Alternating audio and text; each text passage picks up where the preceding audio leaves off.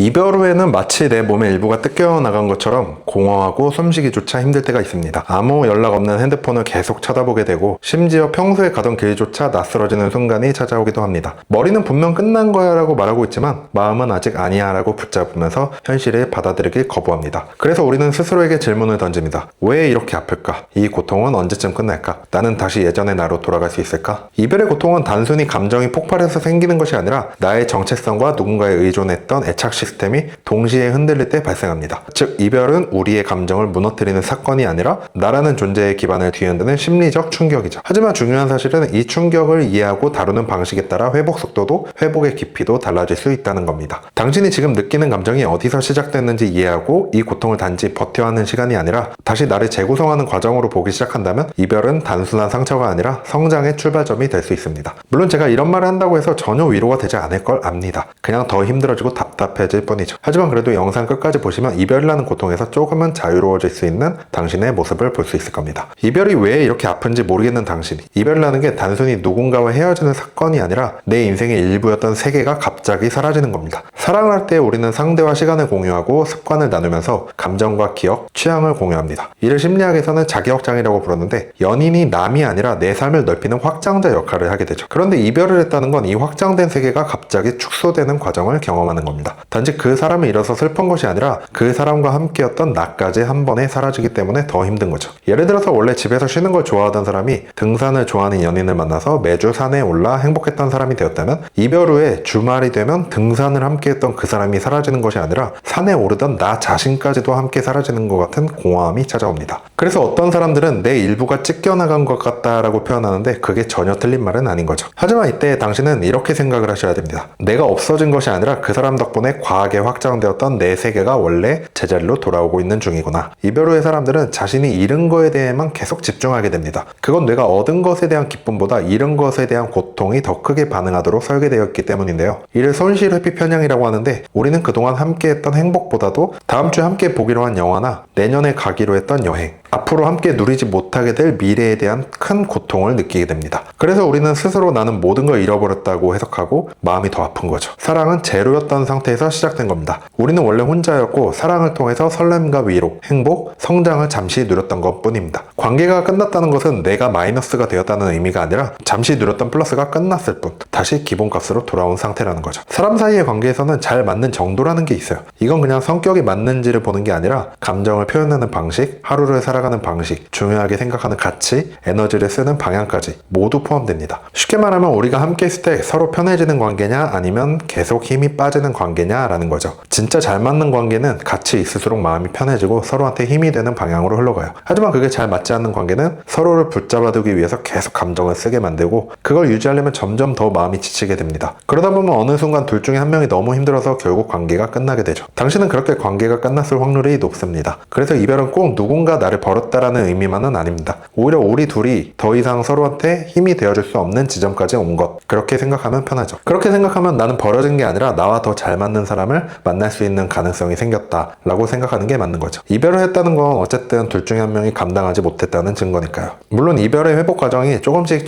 계속 괜찮아지는 건 아닙니다. 어느 날은 멀쩡하다가도 어느 날은 갑자기 어떤 음악을 듣거나 어떤 장소에서 무너져 버릴 수가 있거든요. 근데 이건 다시 아파지는 것이 아니라 자연스러운 감정의 일부입니다. 슬픔은 파도처럼 왔다가 갑니다. 결국 당신이 받는 그 큰 고통은 진심으로 사랑했던 시간들이 있었다는 증거입니다. 이별을 한 문장으로 표현하면 이렇게 말할 수 있을 것 같습니다. 이별은 내 삶이라는 책이 끝난 것이 아니라 내 삶이라는 책의 하나의 챕터가 끝난 것 뿐이다. 그리고 지금 당신은 다음 챕터의 제목을 지을 수 있는 자리에 서 있습니다. 이전보다 더 단단해진 내가 그 다음 페이지를 다시 써 내려갈 수 있을 겁니다. 지금은 멈춘 것처럼 느껴질 수 있지만 이 시간은 다시 나의 방식으로 살아가기 위한 조정기일 뿐입니다. 그리고 이 조정기간이 끝나면 이전과 똑같은 내가 아니라 조금은 더 달라진 나로 다음 일상을 이어가게 될 겁니다. 물론 많이 아프실 겁니다. 그 어떤 고통과 비교했을 때보다 비교하기 힘들 정도로 힘드니까요. 고통의 척도를 10으로 했을 때 저는 이별의 고통을 한 8점에서 9점 정도로 생각을 합니다. 물론 이렇게 큰 고통을 경험하지 못한 분들도 있겠지만 그 고통의 정도는 사랑했던 크기만큼 커진다고 생각합니다. 다음엔 더 좋은 주제로 찾아뵙겠습니다. 감사합니다.